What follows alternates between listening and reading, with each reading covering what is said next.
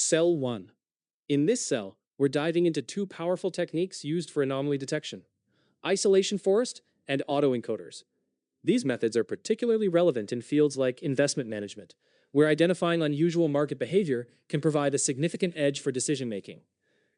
The isolation forest technique operates on the principle that anomalies, or outliers, are easier to isolate from the rest of the data, thanks to their distinct characteristics.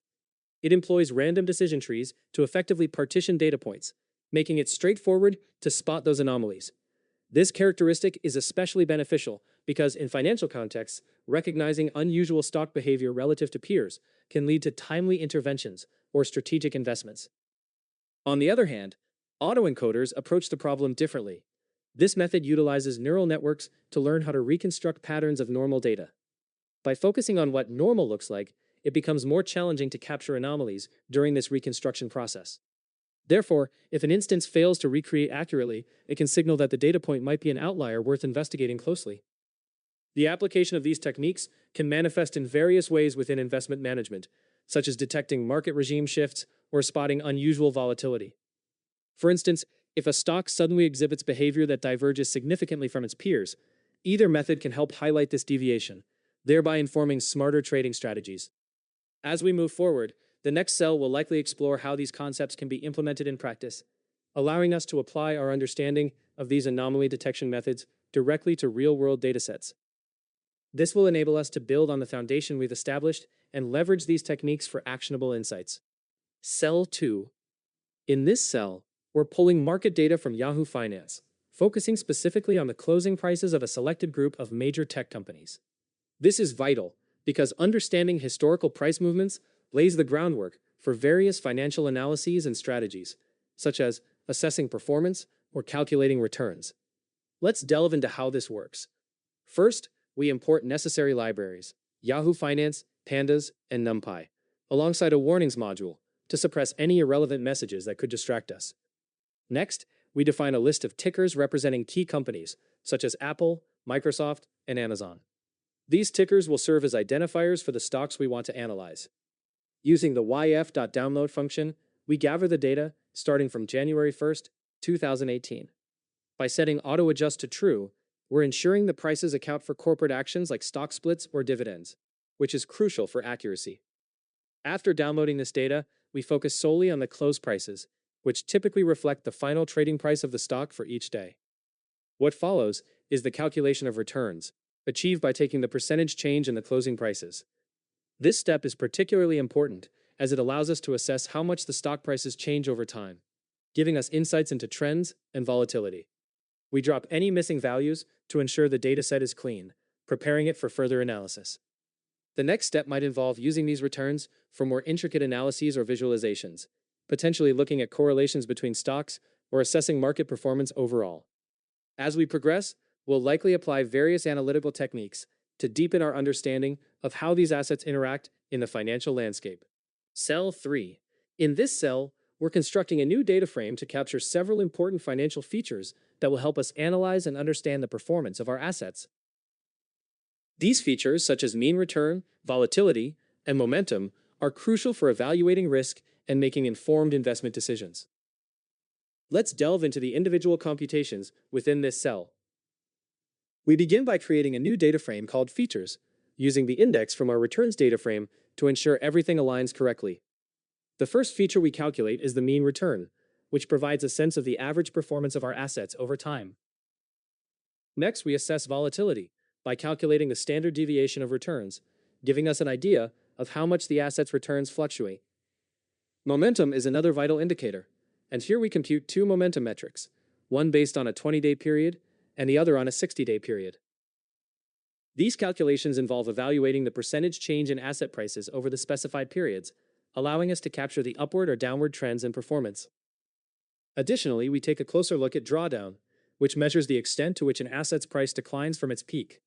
We calculate this by comparing current prices to the maximum price achieved so far, providing insight into potential risks involved in holding the asset. After computing these features, we ensure that any entries with missing values are dropped from our data frame, maintaining the integrity of our dataset. The final line gives us a glimpse of the last few entries, allowing us to verify that our computations have been executed correctly. As we move forward, the next cell will likely build upon these features, applying them in further analyses or modeling efforts to deepen our understanding of asset performance and optimize our investment strategies. Cell 4. In this cell, we're diving into the process of using an isolation forest algorithm to identify unusual market days based on our feature set. This is a critical step in anomaly detection, as it allows us to pinpoint days that deviate significantly from expected patterns, which can be essential for various financial analyses and decision-making. Initially, we create a copy of our features, ensuring that we have the original data to work with while applying the isolation forest. This is important for safeguarding our original dataset against any modifications that might occur during processing. Then, we instantiate the isolation forest model with specific parameters. By setting the number of estimators to 300, we're telling the model to create a robust ensemble of decision trees. The contamination parameter, set at 0.03, indicates that we expect around 3% of our data to be outliers. This selection plays a crucial role in ensuring that the model is appropriately tuned for our specific dataset. We also establish a random state for reproducibility, which can help in debugging and validating our results. Next, we fit the isolation forest model to our features and predict anomalies. The resulting predictions are stored in a new column, anomaly ISO, which flags each observation as either an outlier or normal. Additionally, we compute ISO score, which gives us the confidence level of the model's predictions, providing a score that indicates how far each point is from the decision boundary. These scores and flags are invaluable for visualizing and interpreting the degree to which certain market days are considered irregular.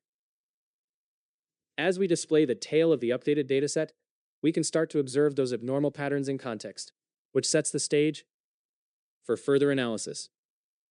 Looking ahead, the next cell will likely build on these insights, perhaps by visualizing the identified anomalies or correlating them with other market trends to better understand their implications. Cell 5. In this cell, we're visualizing market anomalies using Plotly, a powerful graphing library. This visualization is crucial because it helps us identify significant deviations in market volatility that could indicate shifts in market regimes or unexpected events. To create this visualization, we start by initializing a figure object using Plotly. The first key step involves adding a line trace that represents market volatility over time, which serves as the foundation of our graph, revealing how volatility has fluctuated. This line provides context to better understand where anomalies might arise. Next, we focus on anomalies detected using the isolation forest method. This algorithm identifies unusual data points, which in this context are marked with red dots on the graph. We're particularly looking for instances where the anomaly tag is set to -1, which indicates that the data point has been flagged as an anomaly. It's important to keep in mind that the x-axis represents time intervals, while the y-axis quantifies market volatility. By examining these visual elements, we can both understand the normal behavior of the market and pinpoint areas that require further investigation. The visualization's layout is updated to include an informative title and defined dimensions, ensuring clarity and accessibility for anyone viewing the graph. As we move forward, this visualization becomes a valuable tool for interpreting complex data, laying the groundwork for our analysis and decision-making processes. In the next cell, we will likely delve deeper into interpreting these anomalies, perhaps discussing their implications, or integrating additional analytical methods to enhance our insights. Cell 6. In this cell, we're analyzing a chart that features two significant elements: a blue line representing daily cross-sectional volatility among 10 large stocks, and red dots that indicate days flagged as anomalous by the isolation forest algorithm. Understanding these anomalies is crucial, as they can point us to unusual market conditions that might warrant deeper investigation or could affect trading strategies. The blue line provides a visual representation of how volatility fluctuates over time. Higher volatility can signify increased market activity or stress, while the presence of red dots highlights specific days that the isolation forest has identified as outliers. It's important to note that these anomalies are determined based on various features, which include mean return, volatility, momentum over 20 days and 60 days, and drawdown. An anomaly indicates a day where the combination of these features is significantly different from what we usually observe in the data. A key insight is that most of the red dots, although not exclusively, tend to appear during periods of spiking volatility. This suggests that the model is sensitive to extreme market behavior, such as sudden sell-offs or strong reversals in momentum. The isolation forest operates by randomly partitioning the dataset, where normal data points generally require many splits to isolate, while anomalies can be isolated rather quickly due to their rarity. The output of this process categorizes data points into two categories. An anomaly is marked by a value of -1, indicating that it's unusual, while a positive one marks normal points. This classification allows traders or analysts to quickly identify days that deserve further scrutiny. This approach sets up a nuanced understanding of market behavior, and the insights gleaned here will likely lead to further exploration in the next cell, where we can delve into the implications of these anomalies and perhaps consider strategies for response or adjustment in trading practices. Cell 7. In this cell, we set up and train an autoencoder neural network, which is a powerful tool for learning the typical patterns in market behavior. This is particularly important because by understanding what normal looks like, we can more effectively identify anomalies that may indicate significant events. To begin, we start by pre-processing our features using a standard scaler, which normalizes the data. This step is crucial because it ensures that all input values are on a similar scale, aiding in the learning efficiency of the neural network. We're careening towards a high-dimensional space by dropping columns related to anomaly detection. This means we only keep the attributes that reflect normal behavior. Next, we define the structure of the neural network. The encoder consists of layers that compress the input features, reducing their dimensionality while retaining essential information. Specifically, we start with a layer of 8 neurons, followed by one with 4. This layered approach allows the model to learn different levels of abstraction. On the flip side, the decoder attempts to reconstruct the original input from this compressed representation, with the final decoding layer matching the dimensions of our original features.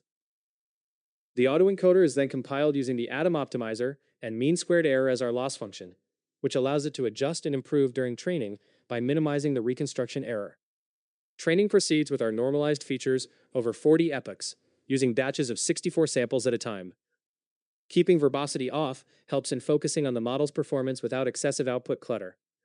It's worth noting that while training, the key expectation is that the model will learn to replicate the normal market behavior well, allowing us to identify deviations effectively later on. Understanding these assumptions matters because if the model cannot accurately learn the normal patterns, our ability to detect anomalies will be compromised. In the next cell, we will likely delve into evaluating the performance of this trained autoencoder, exploring how effectively it can discern between normal data and anomalies, thus bridging our training results with practical applications. Cell 8. In this cell, we focus on reconstructing our input data using an autoencoder, which is an essential step in anomaly detection. By comparing the original data with its reconstructed version, we can gauge how well the autoencoder has learned the underlying patterns and identified potential anomalies. The process begins with the autoencoder.predictX method, which generates reconstructed versions of our input data. It's crucial to understand that this prediction step relies heavily on the model's training. If the model has learned well, the reconstructed data should closely resemble the original. Next, we calculate the reconstruction error by measuring the mean squared difference between the original and reconstructed data. This error serves as a key indicator of how effectively the autoencoder is performing. The smaller the error, the better the model has captured the underlying structure of the data. We then store this error in a new column within the features data frame.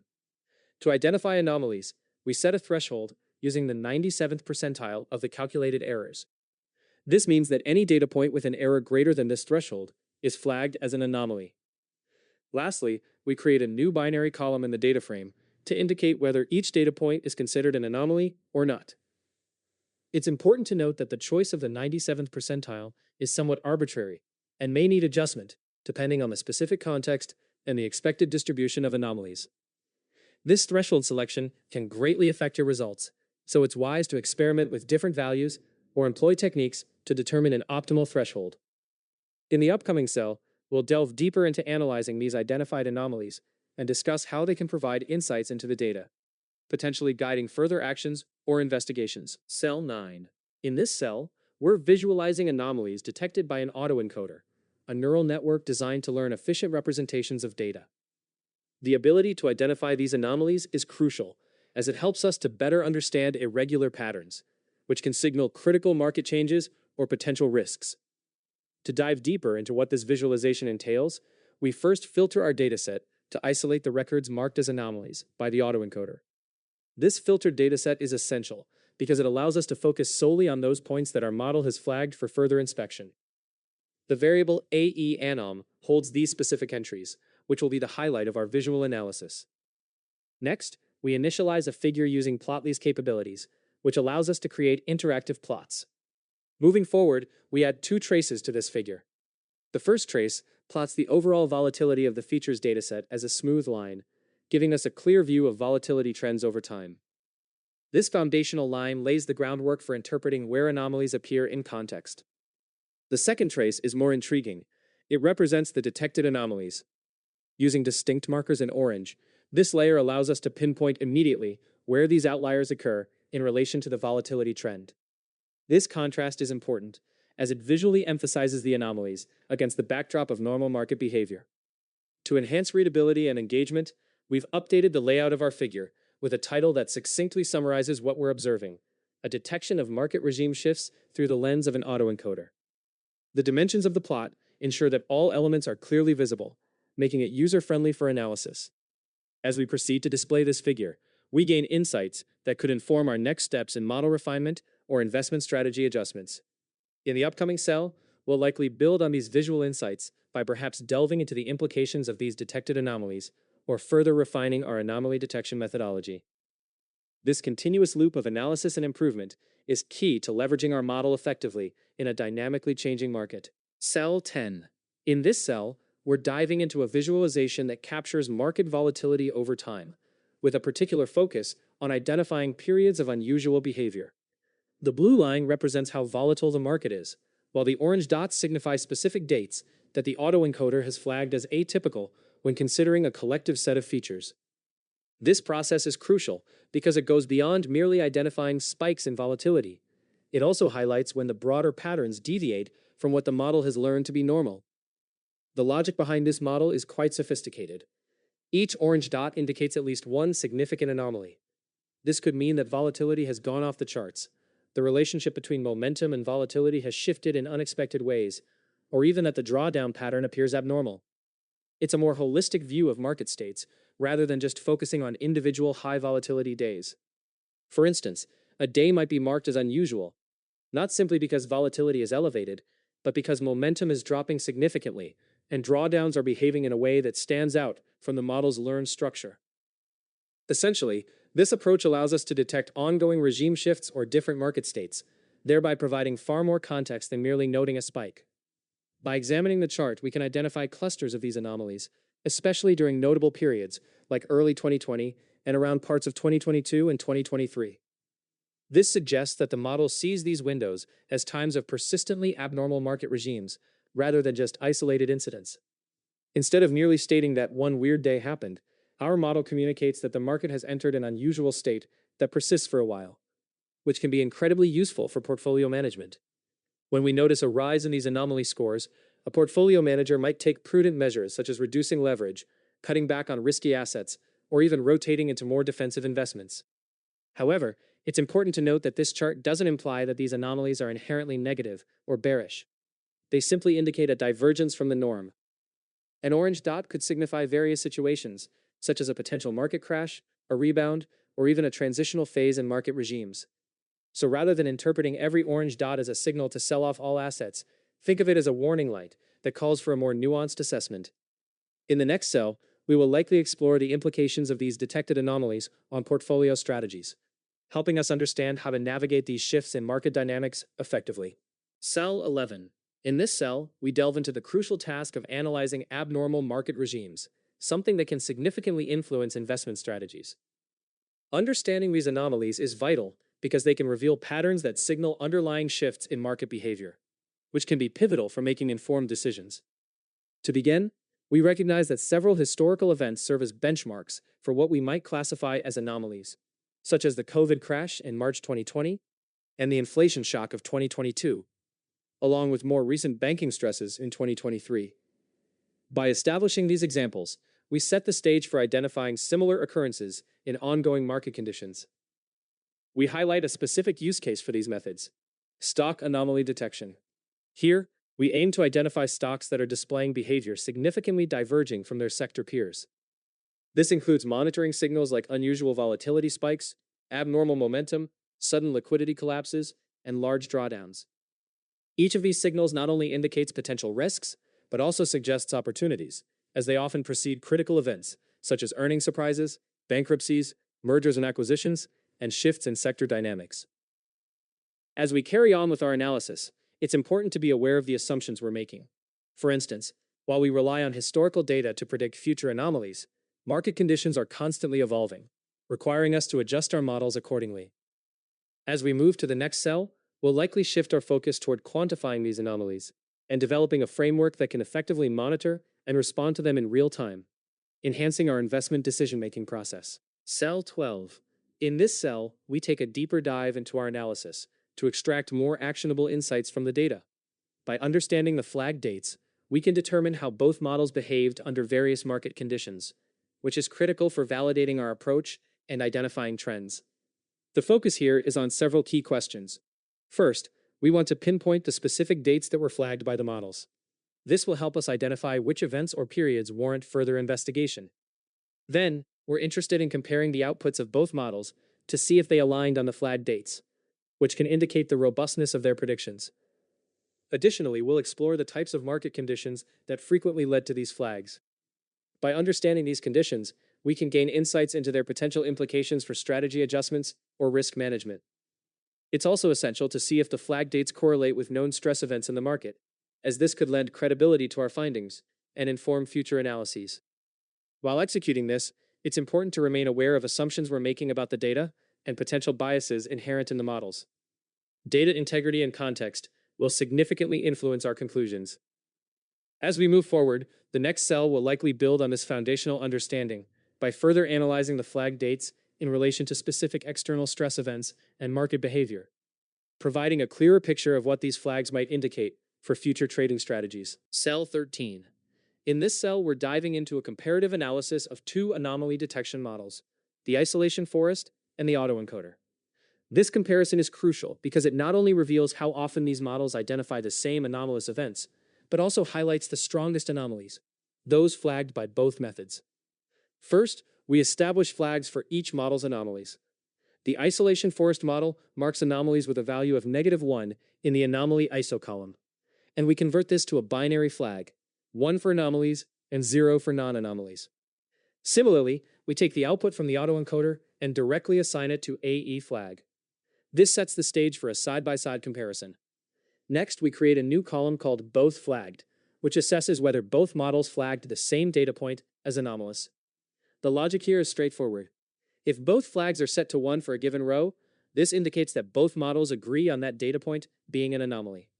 After setting up our comparison data frame, we then calculate the total number of flagged anomalies for each model, printing out how many were identified by each one and how many were flagged by both.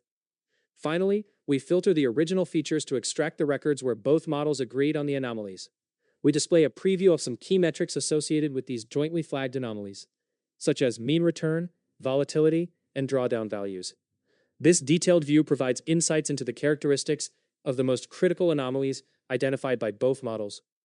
Looking ahead, the next steps will likely delve into interpreting the significance of these flagged anomalies further, perhaps analyzing their implications for decision-making or subsequent modeling strategies. Cell 14.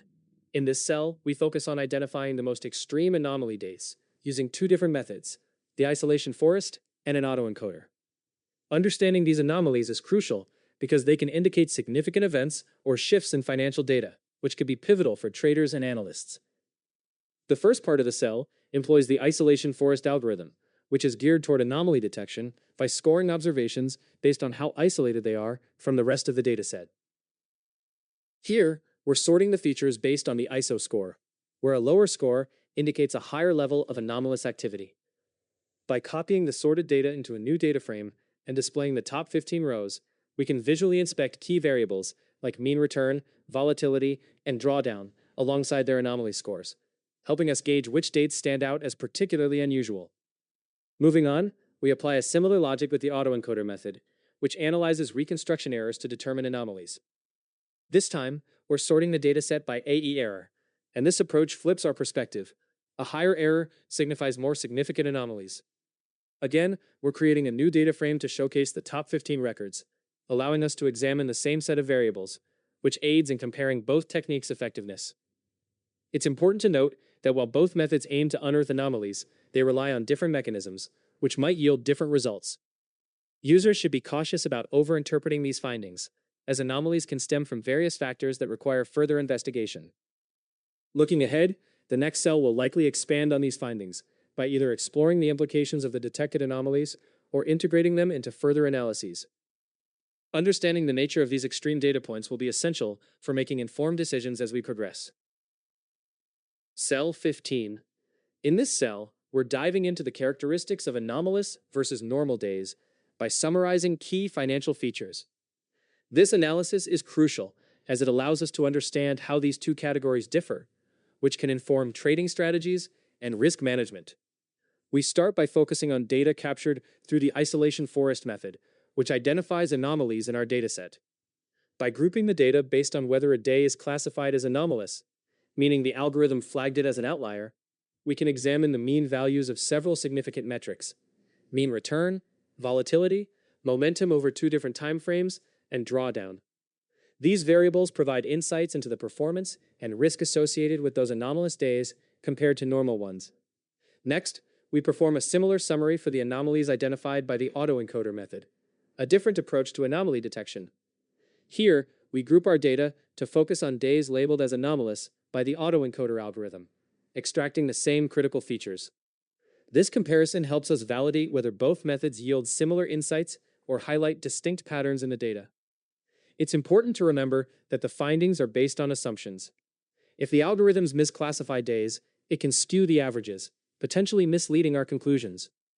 Thus, paying attention to the results and understanding the underlying detection methods is essential for reliable interpretation. As we finish this analysis, we lay the groundwork for the next cell, where we will likely delve deeper into specific strategies or adjustments we can make based on these insights. This transitional step takes us closer to applying our findings in a practical manner, ensuring that our approach to handling data anomalies is well-informed and robust. Cell 16. In this cell, we are adding a labeled event table to our dataset, which helps to contextualize market anomalies by associating them with significant economic events. This is a crucial step because it allows us to better understand how these events may have influenced market behavior, particularly through features like mean returns, volatility, and anomaly scores. We start by defining a dictionary of important events, each keyed by its date, such as the COVID crash and recent banking stress. This will serve as a reference for our analysis. Next, we convert this dictionary into a data frame and set the date as the index. This structure enables us to easily relate these events to the anomalies we're examining. Moving on, we are focusing on specific flagged anomalies that were detected within our features. These anomalies are identified based on conditions that indicate either a negative anomaly score or a positive one, essentially pinpointing times when the market behavior was notably aberrant. By copying this subset of data, we ensure that we can manipulate it without altering the original dataset. The next step involves merging our flagged anomalies with the event data frame we just created. By aligning them on the date index, we're able to incorporate the contextual information about each event directly into our flagged anomalies data frame. This merged data frame now contains columns that include the mean return, volatility, and anomaly scores, along with the corresponding events, providing a richer dataset for analysis. Finally, we display the first 30 entries of this merged data frame. By doing this, we give ourselves a snapshot of how these anomalies correlate with significant market events. It's worth mentioning that learners should be aware of potential pitfalls, such as ensuring that all dates in the flagged anomalies correspond to the events, as any discrepancies could skew results. As we move forward, the next cell will likely delve deeper into analyzing the relationship between these flagged anomalies and the labeled events, potentially drawing insights that could inform our understanding of market dynamics. Cell 17. In this cell, we're visualizing the anomaly scores obtained from two different techniques, the isolation forest and the autoencoder. This is crucial, as it allows us to assess the effectiveness of these methods in identifying anomalies over time, giving us insights that can inform decision-making and model adjustments. To dive deeper, we start by creating a plotly figure for the isolation forest anomaly scores. We add a scatter plot with the dates on the x-axis and the calculated isolation forest scores on the y-axis.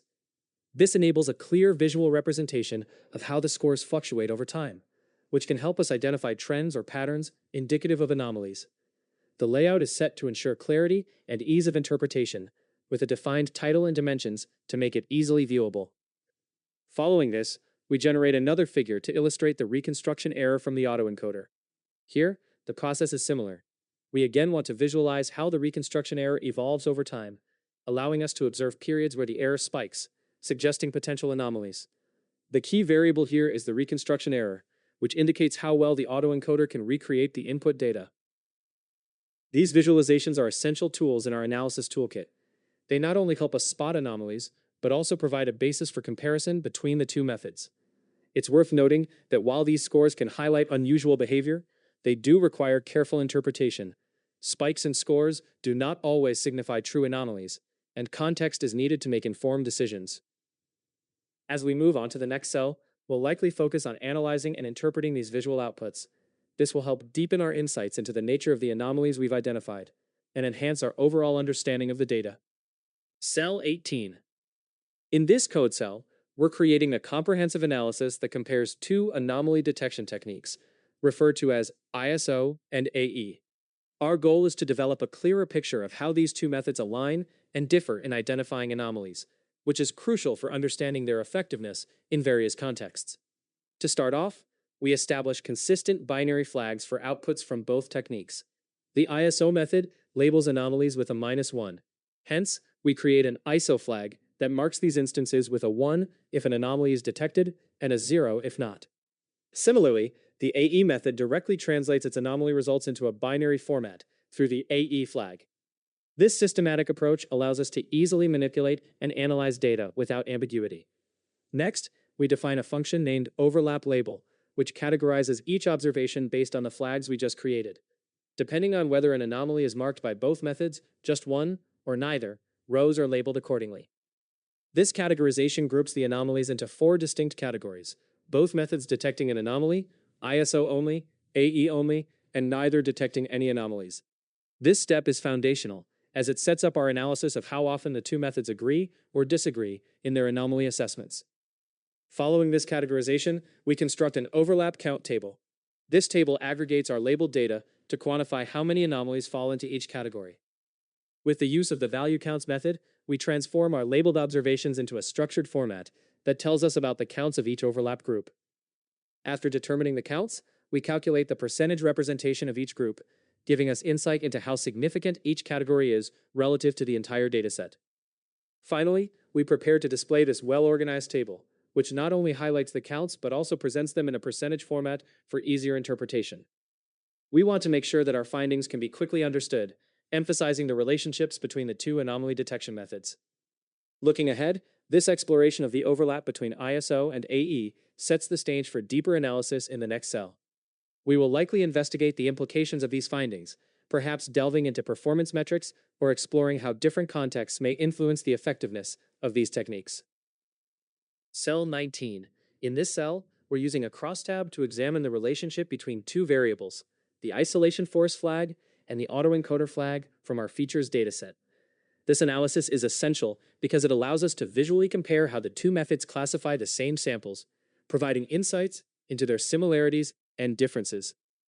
The crosstab function creates a contingency table where the rows represent the different states of the isolation forest and the columns represent the different states of the autoencoder. The variable labeled ISO flag indicates whether a sample was flagged as an outlier by the isolation forest, while AE flag indicates the same for the autoencoder. By using this function, we're generating a matrix, not only highlighting instances where both methods agree or disagree, but also giving us the total counts for each category with the margins parameter.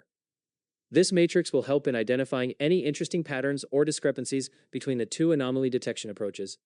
For instance, if both methods frequently flag the same samples as anomalies, it suggests that they may be aligned in identifying outliers.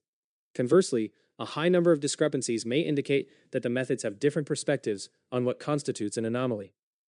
While reviewing this crosstab, it's crucial to be aware of potential misinterpretations. The presence of a high count in a particular region of the table might suggest a reliable classification, but it doesn't necessarily mean that one method is superior. Each method has its strengths and weaknesses based on the underlying data characteristics. Now that we have this comparative overview, the next cell will likely delve deeper into the implications of these findings, allowing us to interpret the results further and perhaps even prompt us to take subsequent steps based on this analysis. It sets the stage for a more nuanced understanding of how these anomaly detection techniques interact. Cell 20. In this cell, we are focusing on presenting the actual data for groups that meet specific criteria, allowing us to gain crucial insights into those overlaps. This can be particularly important when analyzing financial metrics, as it helps us identify relationships between key performance indicators such as returns, volatility, and errors. To tackle this, we start by filtering our dataset for entries that have been flagged by both the ISO and AE criteria. This is done using a logical condition that checks if the respective flags are set to 1, thus ensuring that only the relevant data is retained. The result of this filtered data is stored in a new variable called bothFlagged, which is crucial for our next steps.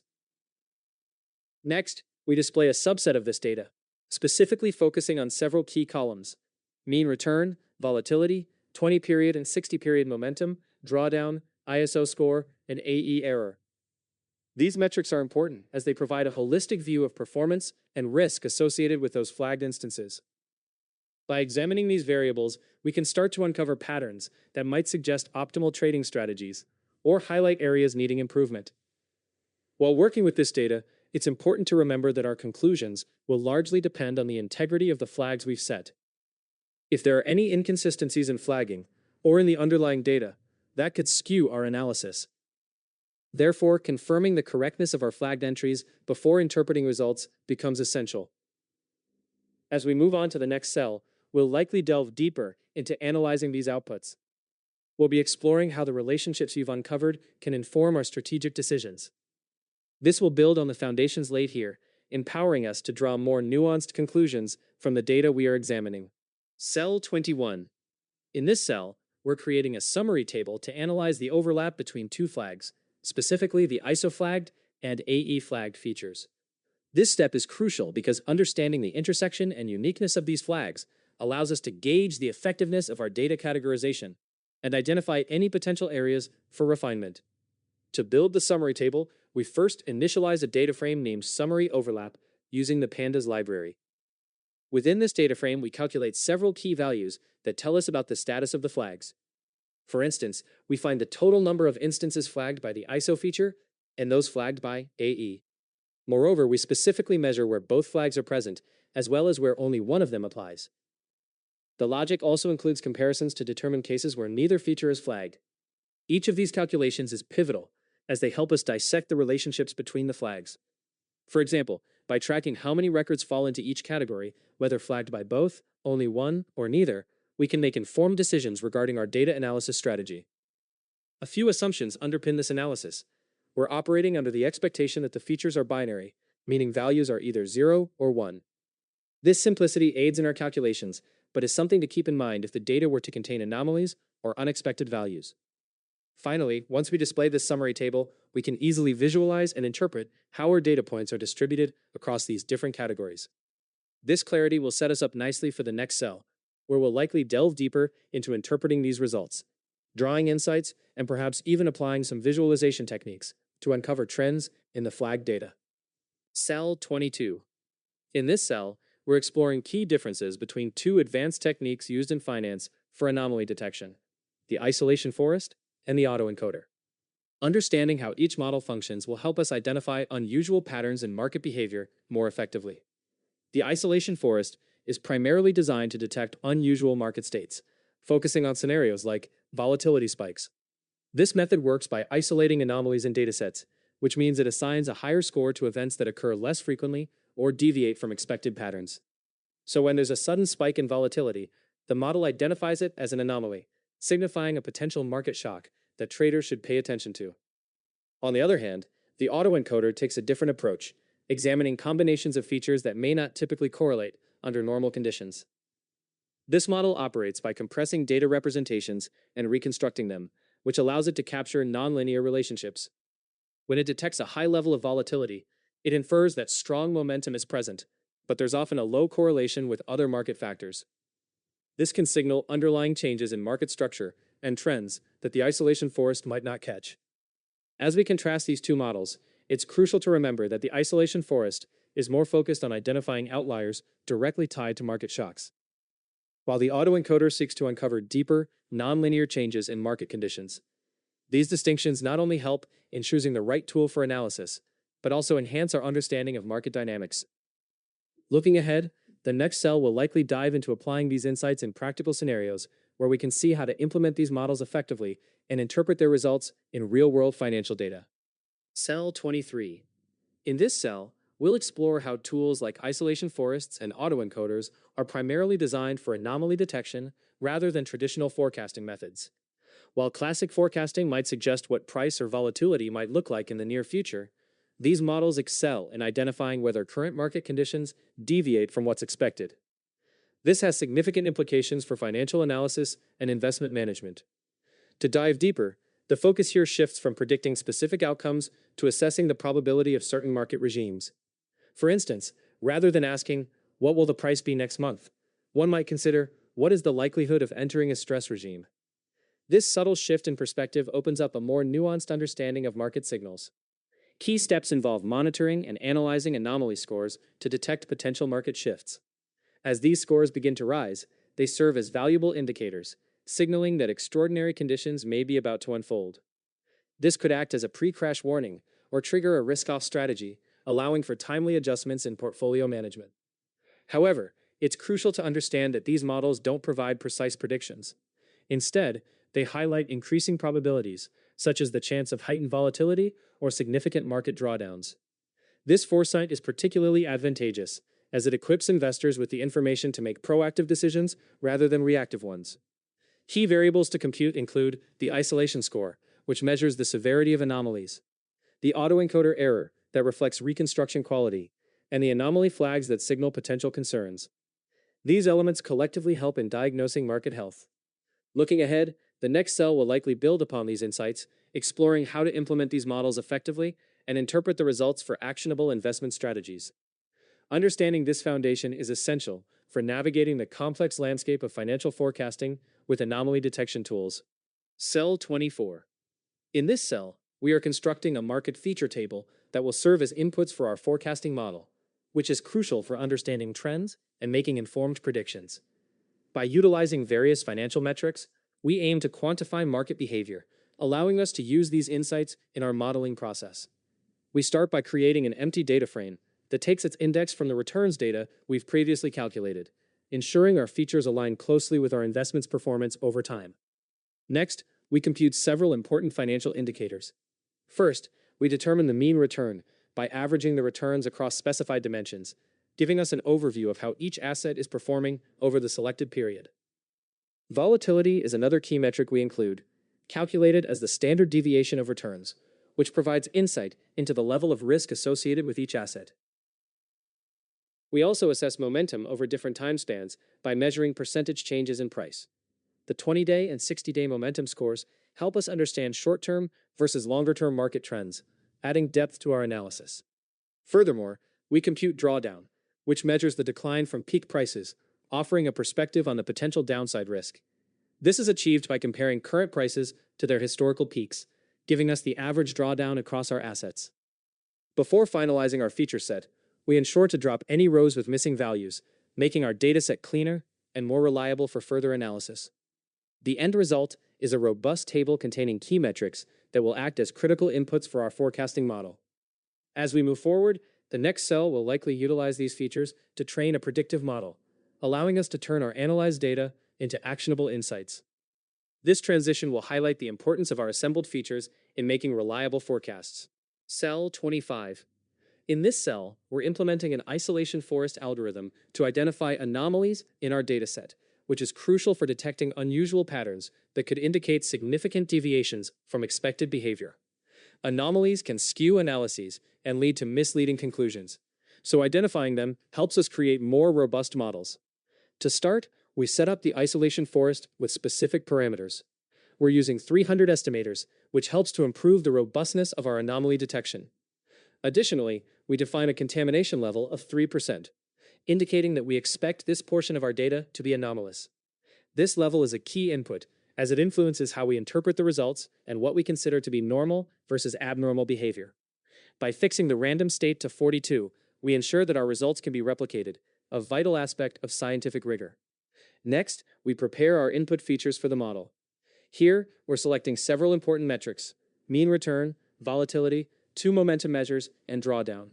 Each of these features plays a significant role in the isolation forest's ability to discern normal from abnormal observations. After fitting the model to our chosen data, we generate two new columns in our feature set. The first, anomaly ISO, records the predictions where a value of -1 indicates an anomaly. We follow this by calculating the ISO score, which provides a score indicating how abnormal an observation is, with lower scores suggesting greater abnormality.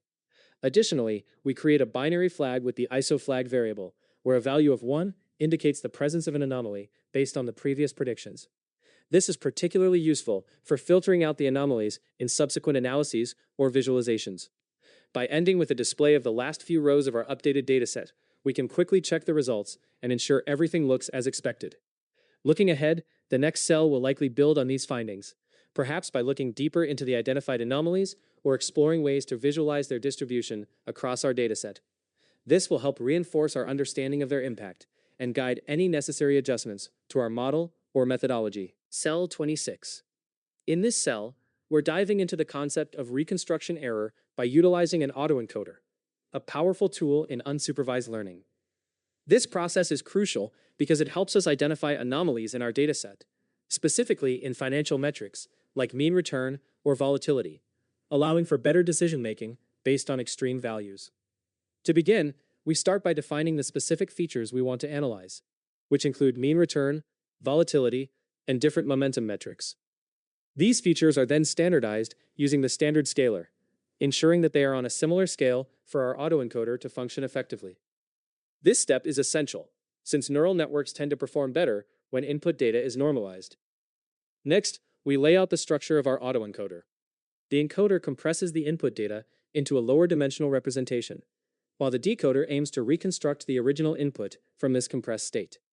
Here, we've chosen a layered approach with 8 and 4 neurons for the encoder, followed by reversing this structure in the decoder. This architecture captures the essential features of our data while discarding noise. With the model compiled, we initiate the training process. Over the course of 40 epochs, with a batch size of 64, the autoencoder learns to minimize the reconstruction error by adjusting its weights. This is where the model attempts to reproduce the input data as accurately as possible. Once trained, we use the autoencoder to generate reconstructions of our input data and compute the reconstruction error. This is accomplished by finding the mean squared difference between the original inputs and their reconstructed counterparts for each observation. A higher reconstruction error indicates that the sample is more anomalous. We then calculate a threshold to flag these anomalies. By setting it at the 97th percentile of the reconstruction errors, we're identifying only the most significant deviations from normal behavior. Those instances that exceed this threshold are marked accordingly, enabling us to focus on potential anomalies in our dataset. As we conclude this cell, a look at the results reveals which observations have been flagged. Moving into the next cell, we will likely explore further implications of these anomalies. This could include analyzing their impact, visualizations, or even leveraging them for predictive modeling, enhancing our understanding of the overall dynamics at play. Cell 27. In this cell, we're focusing on establishing a target for our forecasting model by using the SPY index as a reference. This is crucial because having a well-defined target lets us evaluate how well our features can predict future returns, setting the foundation for our machine learning efforts. First, we start by downloading the historical closing prices for SPY from Yahoo Finance, specifically from January 1st, 2018. It's important to use the auto-adjust parameter to account for stock splits and dividends, ensuring our data reflects the true performance of the stock. Once we have the closing prices, we check whether our data is in the correct format. If it's unintentionally a data frame with multiple columns, we simplify it down to just the first column, which contains the closing prices. Next, we clean our data by dropping any missing values. This step is essential because having incomplete data can skew our analysis and predictions. After that, we align our SPY closing prices with our existing feature set, creating a new column named SPY Close. This alignment ensures that each feature corresponds to the correct price point for accurate forecasting. Then, we calculate the next 20 trading days return for SPY by using the percentage change function. We shift this calculation to make sure our target aligns with future returns instead of past values, which is key for our predictive model. It's critical to drop any rows that might still contain missing values after this transformation to maintain the integrity of our dataset. Finally, we have a well-prepared dataset where each row encapsulates today's features, along with the corresponding SPY return over the coming 20 days. This structure is ideal for training our model, as it defines clear relationships between current market conditions and future performance expectations.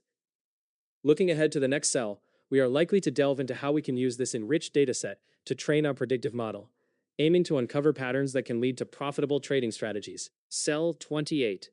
In this cell, we are delving into the training of forecasting models using a random forest regressor. This technique is particularly valuable because it helps us make predictions on a target variable, in this case, the 20-day return, by leveraging several key features that might influence that outcome. The random forest model is robust and versatile, often yielding accurate predictions even in the presence of complex relationships within the data.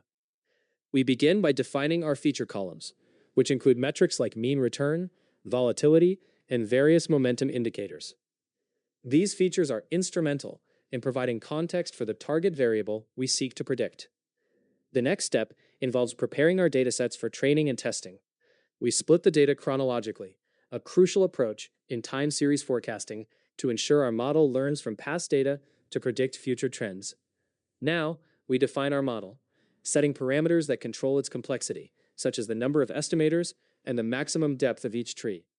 By selecting a random state, we ensure the results are reproducible, which is a best practice when building predictive models.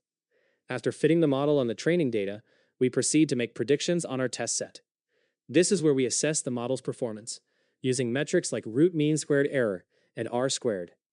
RMSE provides insight into the average error of our predictions, while R squared tells us how well the model explains the variance in the target.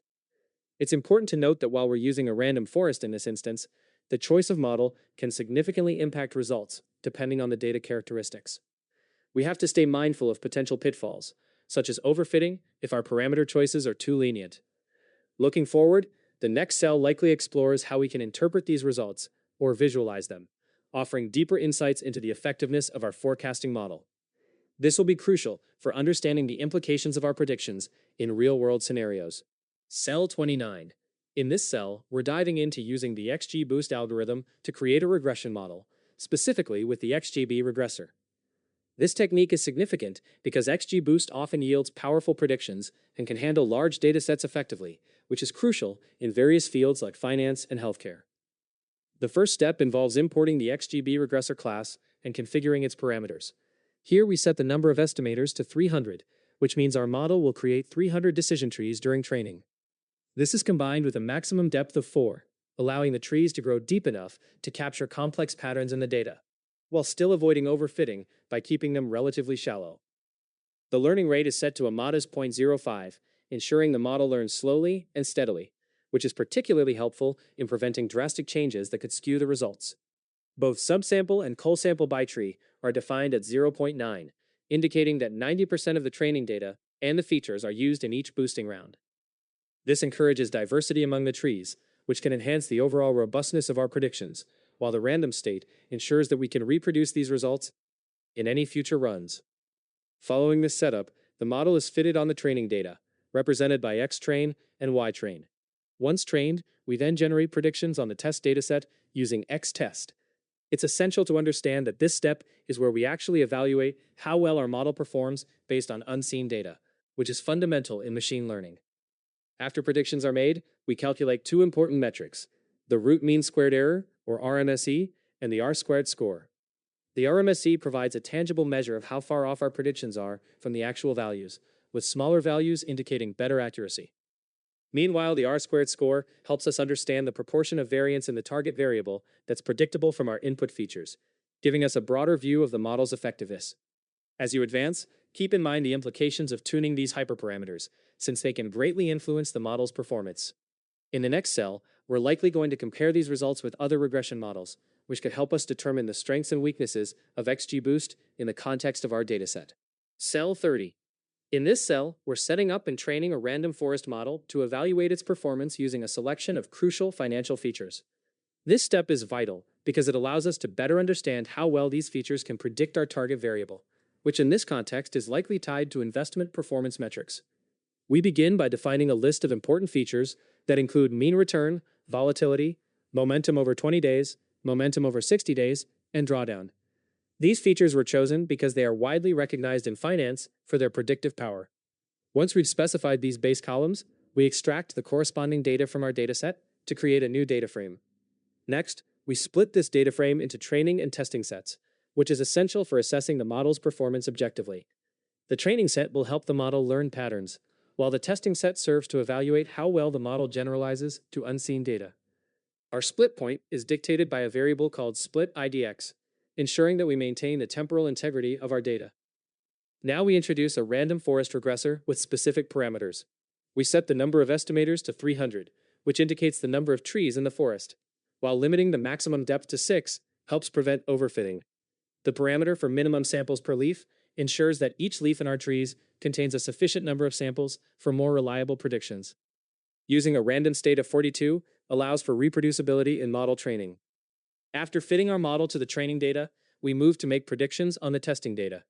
This prediction yields insights that we can evaluate through two key performance metrics, the root mean squared error and R squared. By calculating the RMSE, we gauge the average distance between the predicted values and the actual outcomes, while R squared gives us a sense of how well our model explains the variance in the target variable. It's important to note that while we're aiming for a robust prediction, the choice of features and model parameters can significantly influence our results. Moreover, the assumption here is that relationships between these metrics and our target variable remain stable across the time frame of the data. Looking ahead, the next cell will likely delve deeper into model evaluation or perhaps discuss fine-tuning enhancements. This progression will further refine our predictive capabilities and could introduce new features or techniques to boost performance. Cell 31. This cell highlights the performance of the random forest model in predicting future financial returns, showcasing that it explains about 12.5% of variance. While this might seem modest, it's actually quite significant when dealing with daily financial returns, which are notoriously complex and noisy. The cell presents a comparison of three different models: a base feature model, Random Forest, and XGBoost.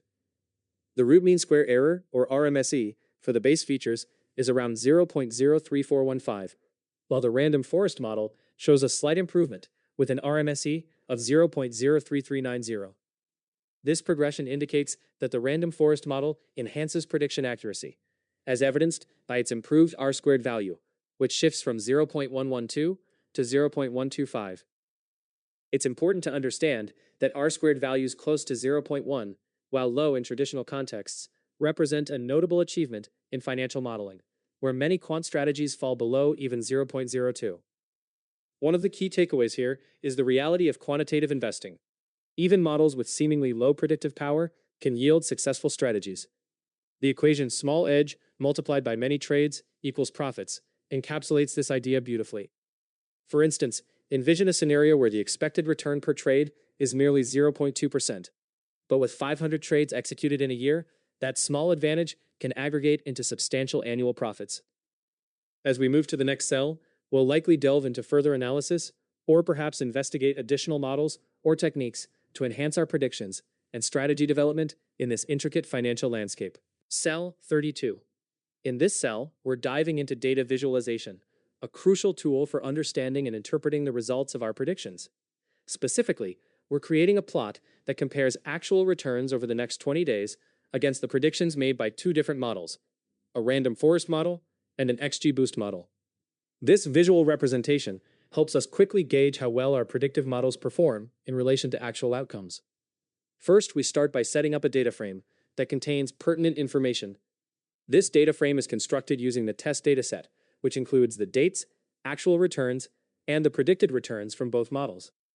This allows us to have a structured view of our data, making it easier to plot. Next, we initiate a plotly figure to bring our data to life. The first trace we add to the figure represents the actual returns over time, giving us a baseline to compare against. Following that, we add traces for each of the predicted values from the Random Forest and XGBoost models.